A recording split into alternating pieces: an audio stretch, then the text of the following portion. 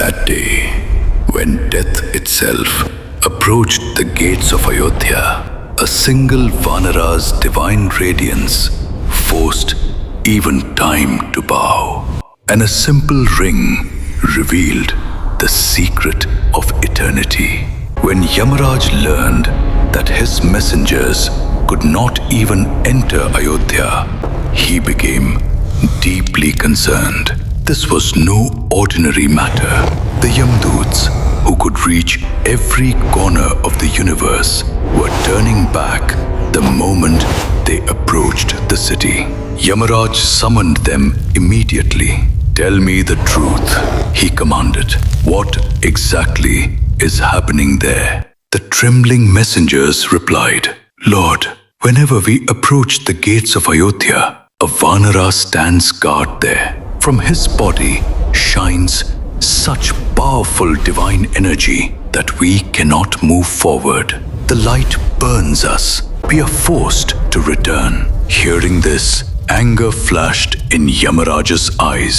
"A Vanara, and you all retreat from him?"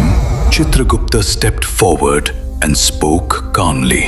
"My lord, he is no ordinary Vanara.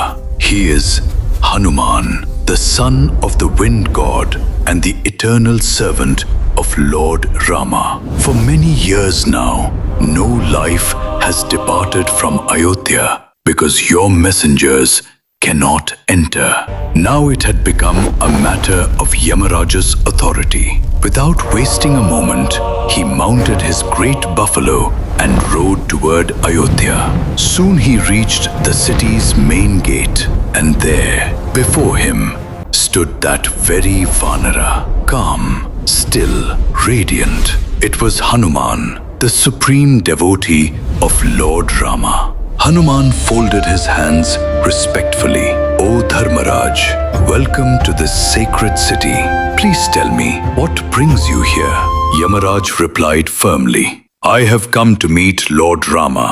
The time of his earthly incarnation has ended. Time does not stop for anyone." Hanuman's expression remained calm, but his voice grew firm. "O Lord of Justice, without my Lord's permission, no one may enter Ayodhya. As long as I stand here, no power can take him away."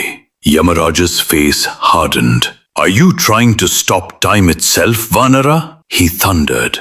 Hanuman replied quietly, "I am not stopping time. I am serving my Lord."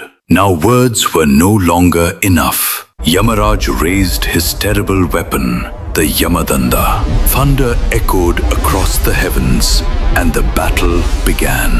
The earth trembled as Yamaraj struck with immense force. But Hanuman did not move.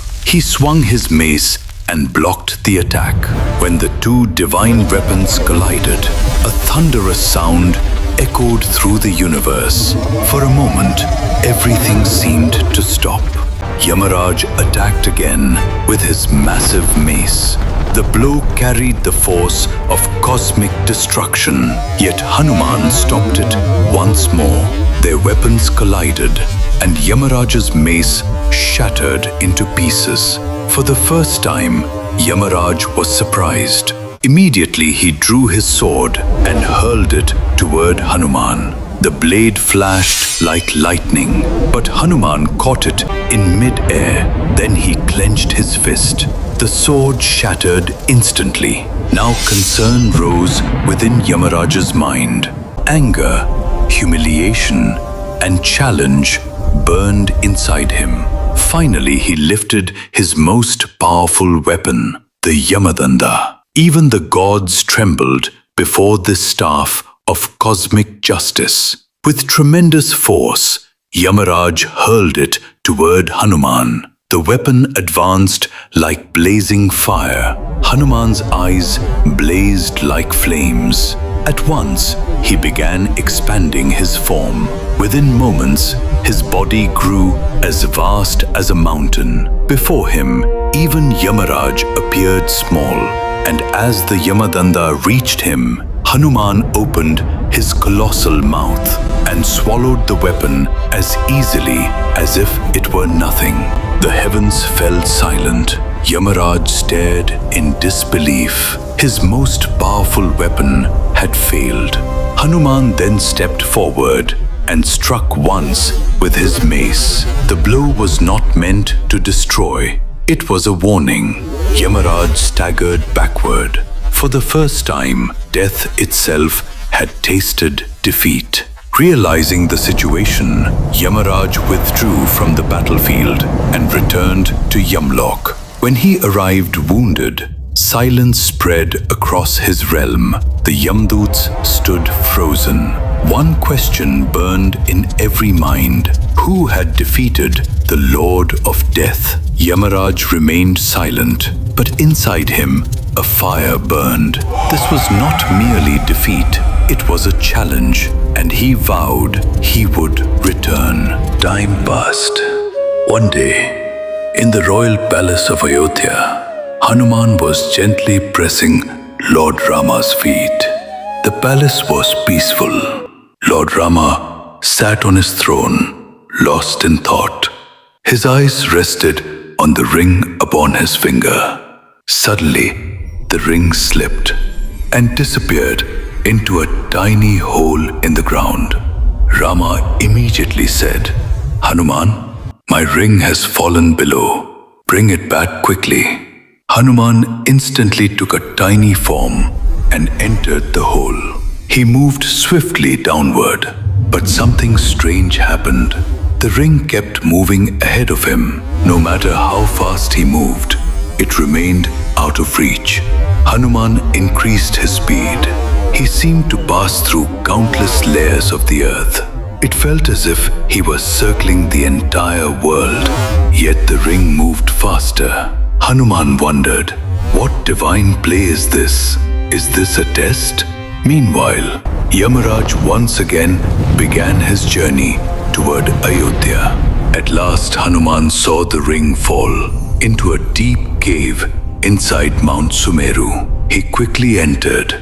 At the entrance sat a Vanara who stopped him. "Who are you?" he asked.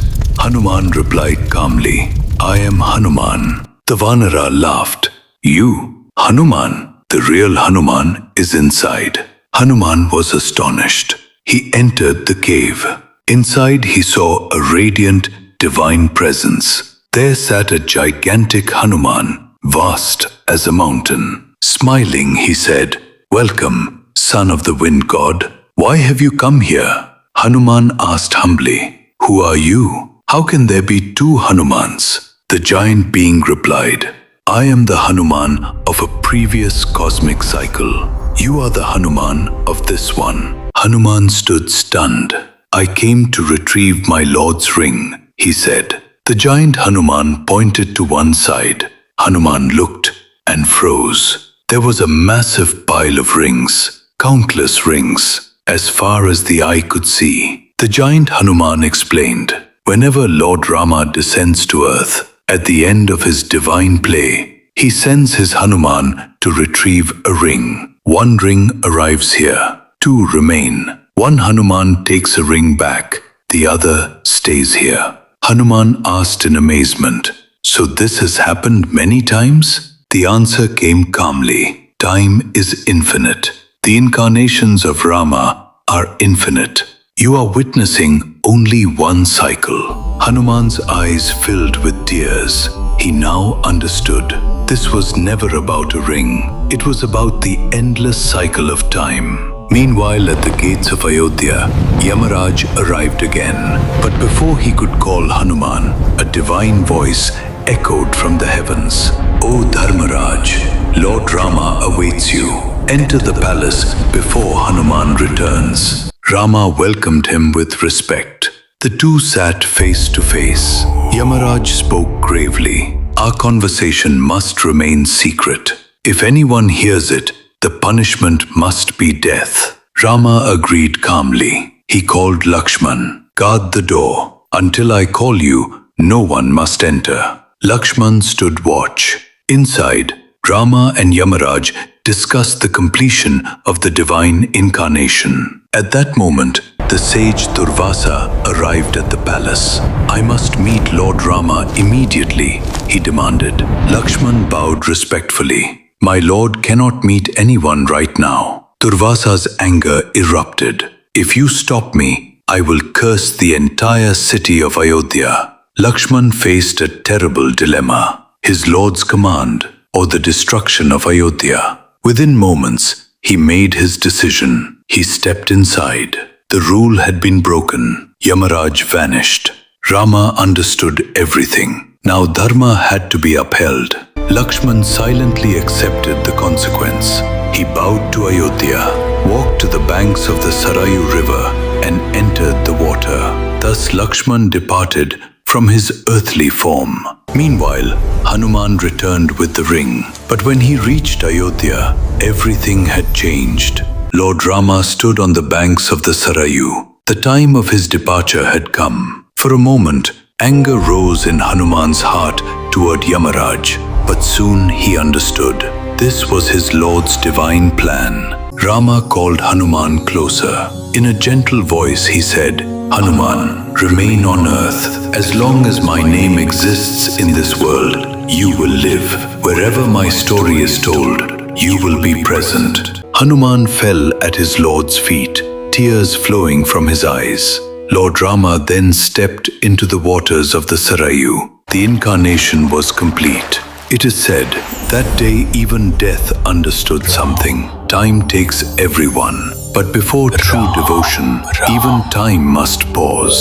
That is why Hanuman still lives today. Wherever the name of Rama is spoken, there Hanuman is present. Friends, if this story touched your heart, please like this video and share it with your family. And to explore more timeless stories from Sanatan Dharma, subscribe to the Vedic Saga. Tell us in the comments, which story should we explore next? Because remember, the journey of Dharma never truly ends.